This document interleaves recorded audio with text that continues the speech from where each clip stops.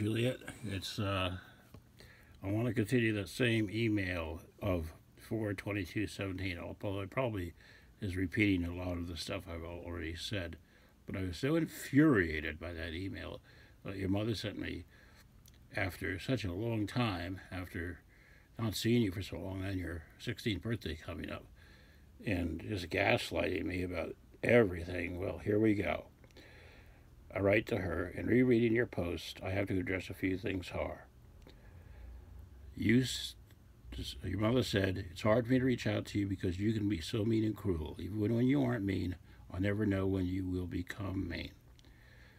I write back, you give yourself an out as to why you never trust me. It's the same trap as when somebody has successfully given up drinking and does something and they are dry drunk. You leave them no way out. Your mother had written, it's like there's two different Lyles. When you're in pain and needy, you're one guy, but the other guy has delusions of grandeur with the study of philosophers. And when you wrote the math teacher that I wasn't bright enough to understand the math, it appears on and off. First of all, I write back, when I have done something wrong and apologize like I did with the math teacher, I would expect a decent person to forgive me instead of keep bringing it up years later. In spite the fact that you designated me to help her with her math homework because you yourself said you weren't good at math. I have emails that verify that. Yes, that was something regrettable. I should, I was truly was sorry for it. And I did write you that I was sorry for it.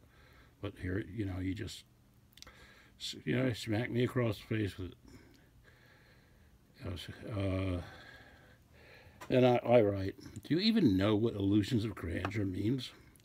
My study of philosophy or morality has not only gotten me through these troubled times that you created, but has made me a better person, which is not to say that I suffer intensely every day at the same time. You've created a split personality that doesn't even exist. Gaslighting. Your mother wrote, you've been mean at times over many years, and then often said it never happened. I always wrote it off to you being out of it in some way of it, drinking or pain meds or something. You have a tell. Your speech is slurred. Another tell is you not remembering. I want to you get the grammar of all that. I write back, here we go again. There's no escape from that alcohol, although I have been clean for 6 years. I was never really an alcoholic to begin with. She just called me that to the point where I believed it. But back to the email. You even put it in the report. You put it in the report. And now you can include pain meds? How do you know what medications I even take? You can tell by my speech. You haven't talked to me in 15 months. Remind me to ask Darwin to tell me what ecstasy is like, so I've never done that either. I was accused of taking ecstasy at another court trial once. I mean, it's just unbelievable. You haven't seen me for 15 months, so you have no basis on which to judge me other than my emails, which have been almost entirely conciliatory. She's accusing me of having slurred speech, and I haven't talked to her in 15 months. Wow. Your mother writes, it's very hard, very painful to deal with one who alternates from mean to nice or mean to tolerable. It is exponentially more difficult and painful for a kid to deal with that.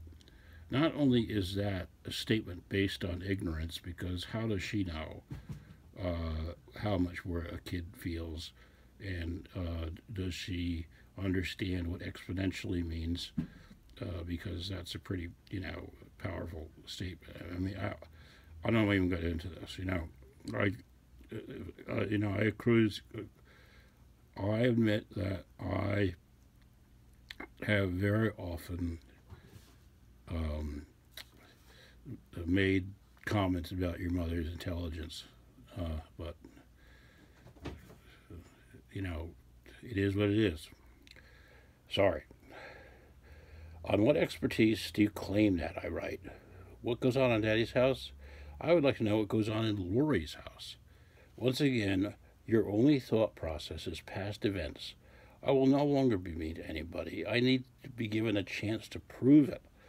I will not ignore the obvious truths, even if they seem like that they are mean by any definition that you hold them. I want to qualify that the obvious truths are that, your mother lied in court, and, I didn't do this or I did that. If she accuses me of something I didn't do, I'm certainly not going to. I'm going to stand up for myself, even if it sounds like I'm mean doing it. And I write, including that your lie that I threatened my own daughter, a reprehensible lie, a moral sin to me. Check the Ten Commandments, I ask. I ask you this. What could be meaner than preventing a loving father from seeing his child?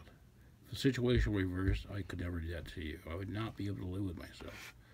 I want to work with you and do the one thing, help Juliette. Are you so full of hatred towards me that you would prefer I suffer the unbelievable suffering I go through on a daily basis, even at the expense of my helping Juliette? Is it your hatred more important than her being well? Or her well-being? Perhaps I am not the one that has illusions of grandeur. I often wonder what that call from the high school is actually like that they make to you, that makes you write me. All I ask is common decency and civility to keep me informed. Perhaps you should look up what civility means. You could hate me and still be civil. I think you should have the civility to keep me informed on a regular basis and work towards dispelling any irrational fears that Juliette has of me. That would be so easy to do. Or do I have to keep calling the high school to get information? Was that a threat?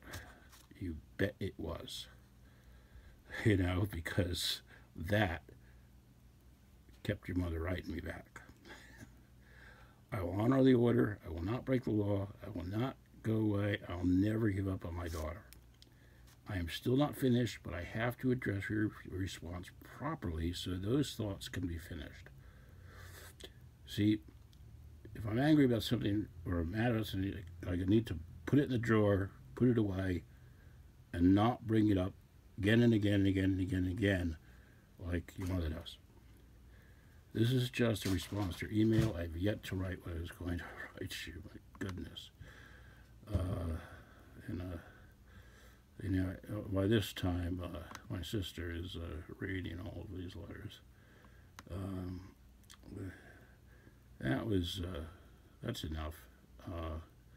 Next one's about a week before your birthday, and it looks pretty long, so I'm going to stop there.